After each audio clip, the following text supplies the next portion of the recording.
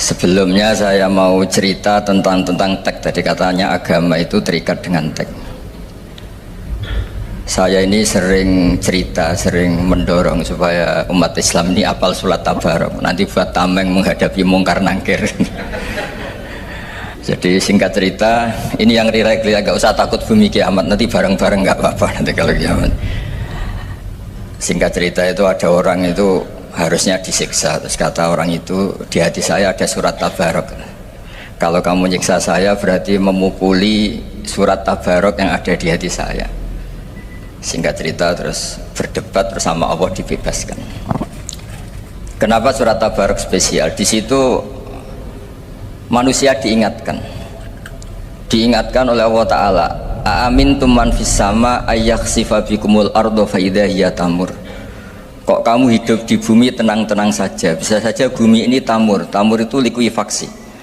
Di semua tafsir, bukan sebagian, semuanya mengartikan tamur itu tattoribu wa tartafi'u fauqakum. Bumi itu bergelombang, menggeliat, likuifaksi, kemudian bumi ini di atas kamu. Terus potensi lagi kata Allah, apa juga kamu merasa baik-baik saja ketika Allah memutuskan ayursila alaikum hasibah, benda-benda langit jatuh ke bumi. Terakhir Allah juga mengingatkan bagaimana sistem bumi yang bisa menyerap air. Harusnya bumi itu nggak ada air karena bumi itu khasnya itu menyerap air.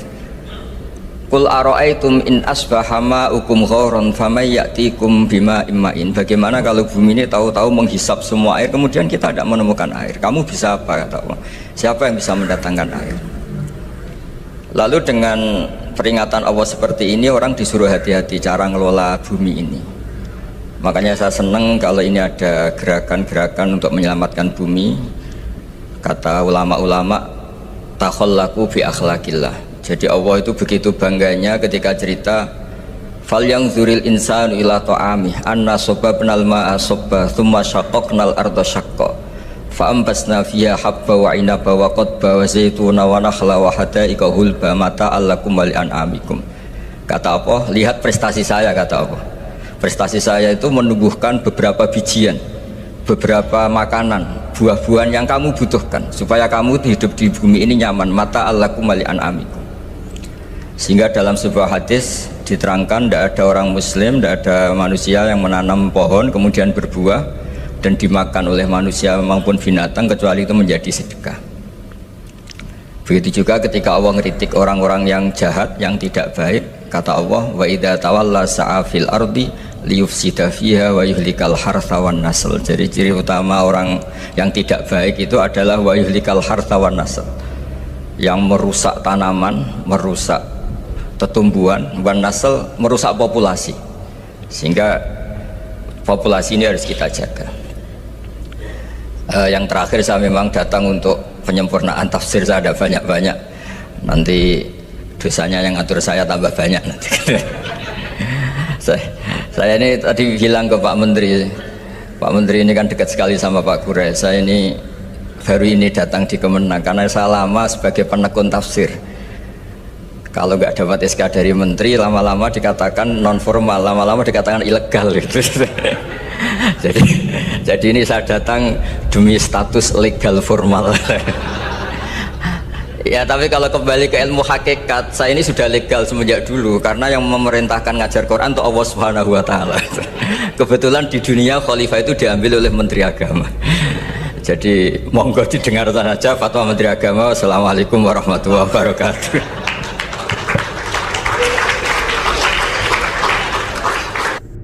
Ini akhir tahun apa awal tahun? Hari ini akhir tahun, berarti ini peringatan apa?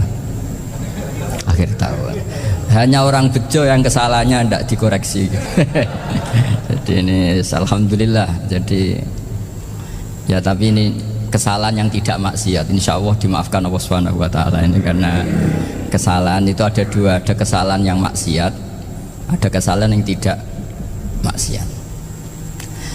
Saya punya komitmen terhadap agama ini, baik tadi yang dikatakan Pak Rektor, ada unsur ulama, ada unsur habaib, ada unsur pengusaha, ada unsur birokrat. Di antara kenangan-kenangan saya dari Syekhina guru kita bersama Kiai Haji Maimun Zubair, Beliau itu sering dawuh, sering ngendikan. Dan itu saya sampaikan juga ketika 7 hari wafatnya Agus Robah, cucu Mbah Maimun, putra Agus Subah.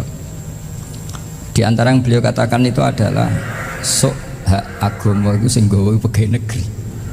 Itu berkali-kali beliau ngendikan gitu. Ya saya agak bantah. Lah kalau santri, Bah, ya santri karuan mesti gawe agama, tapi sok ben sing gawe pegawai negeri.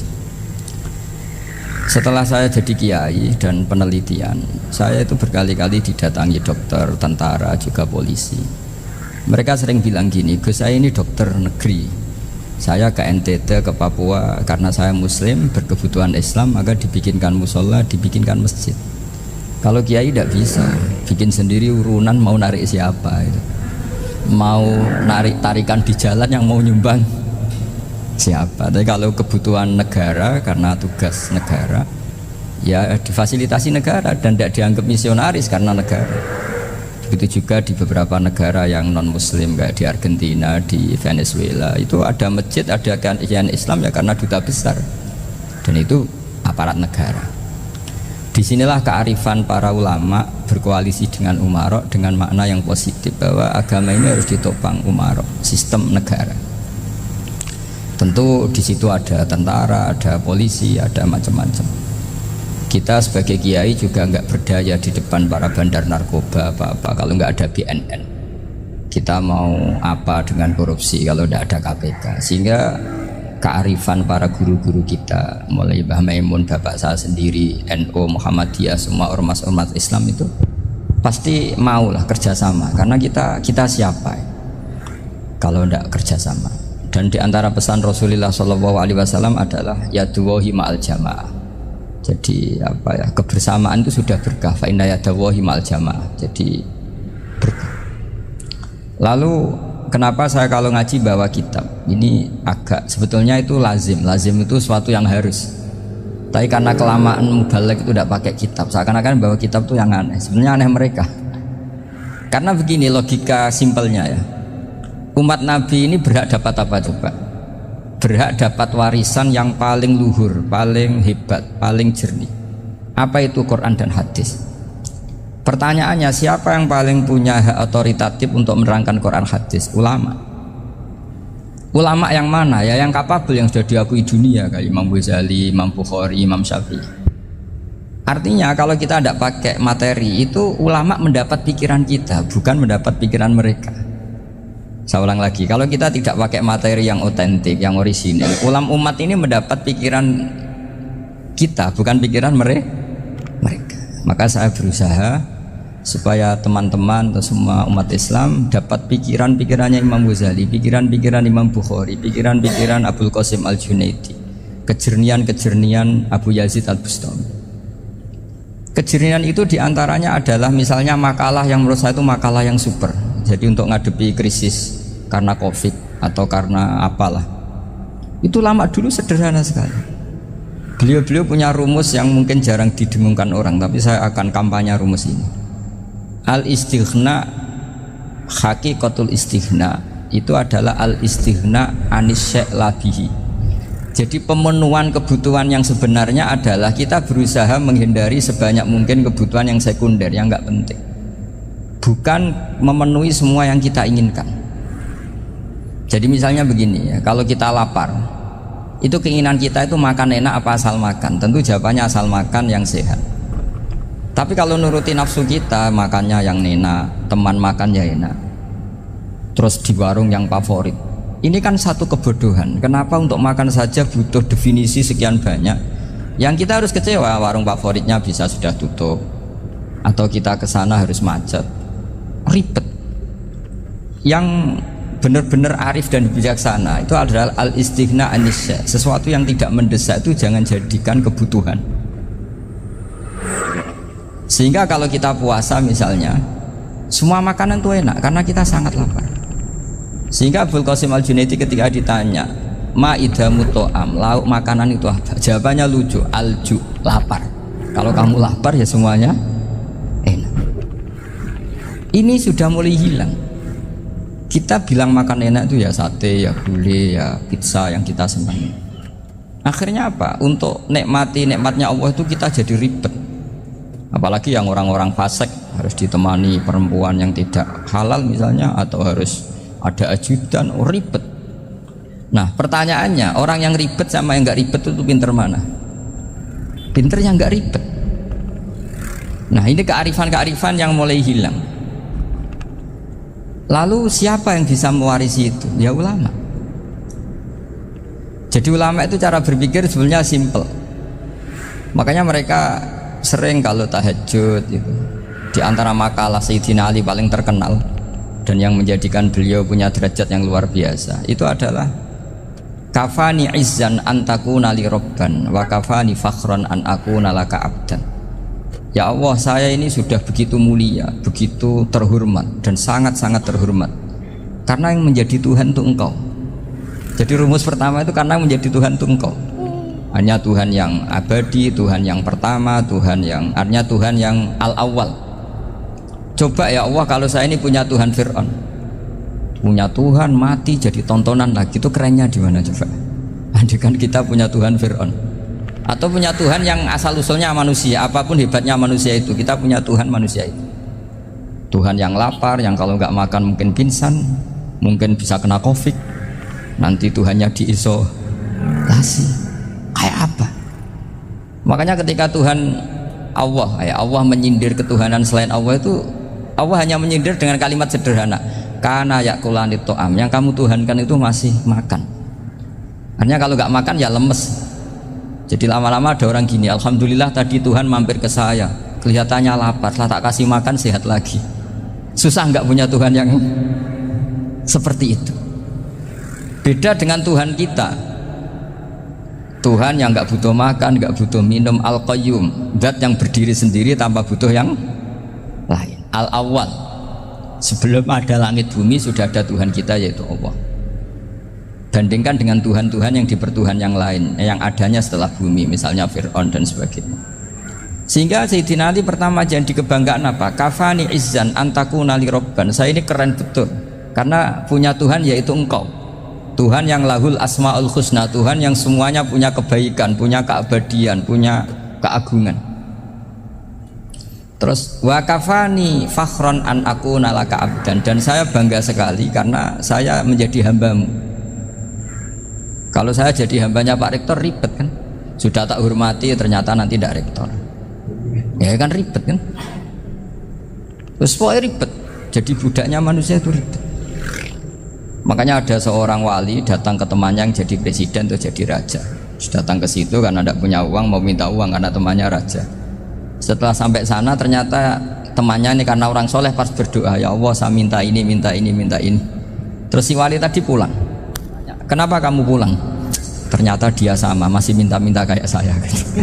Jadi sederhana, sama-sama minta, kamu minta zat yang kamu mintain gitu. Jadi dulu itu orang itu sebegitu dekat dengan Allah, sehingga si raja ini terus ketemu wali tadi, tanya, kenapa kamu menyepelekan saya padahal sekarang saya raja. Terus ditanya sama wali tadi, karena temannya, kalau kamu di padang pasir tidak bisa minum dan harus minum 1 gelas, dengan ongkos kamu harus mengasihkan semua kerajaan kamu demi minuman itu. Pilih mana, minuman apa tetap jadi raja? Ya saya milih bisa minum. Saya tidak raja tetap hidup, tapi kalau nggak minum mati. Bagaimana Anda bangga dengan satu kerajaan sing la yusawi kak samain, yang tidak sama dengan segelas air. Jadi artinya terus mereka melihat jadi raja itu ya biasa, jadi presiden biasa, jadi rektor biasa, karena mereka biasa berlogika. Hakikatul izzah itu ya at-taqarrub ila Allah, yang benar-benar terhormat itu ya dekat dengan Allah. Begitu seterusnya mereka bikin paradok-paradok yang aneh, tapi itu menjadi pelajaran. Bapak saya Ki Nur Salim itu senang baca anekdot Nasiruddin Koja. Itu kalau bikin orang-orang aneh, itu dia datang ke satu pesta pakai baju lusuh, pakai sarung lusuh atau celana lusuh, sama Sohibul Bait yang punya acara dibiarin. Setelah dibiarin dia pulang pakai jas, pakai dasi, pokoknya keren. Dihormatin, pakai alpat, pokoknya dihormatin. Silakan. Pas dia disuruh minum, minumannya itu disokkan saja ke sakunya. Jas, kamu harus minum yang banyak. karena kamu yang dihormati, bukan saya. Terus makanan ya semuanya diletakkan di saku, ada apa? Ayo kamu makan yang banyak. Alphardnya juga gitu, dikasih sate apa? Ayo kamu makan yang banyak. Mereka tidak melihat saya, melihat kamu. Akhirnya orang satu pesta itu istighfar semua, berarti kita ini salah. Terus dia pidato, kenapa kamu uang gitu? Tadi saya datang, orangnya sama. Gara-gara beda pakaian, penghormatannya beda. Berarti yang berhak dapat makanan ini jasa ya, bukan saya. Betapa naifnya kita sebagai orang. Ternyata kita masih hormat sesuatu yang seperti itu, yang atribut.